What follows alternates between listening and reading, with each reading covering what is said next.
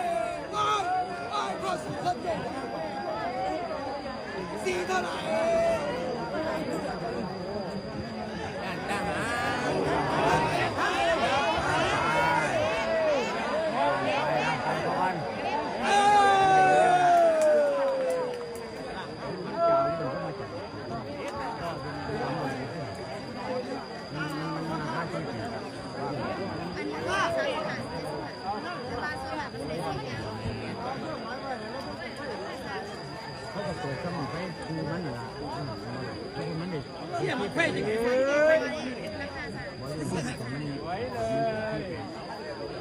เนี่ยยุ่งไม่กับของไว้เลยเราเสี่ยมันไฟสุดยอดดับไปลูกดับ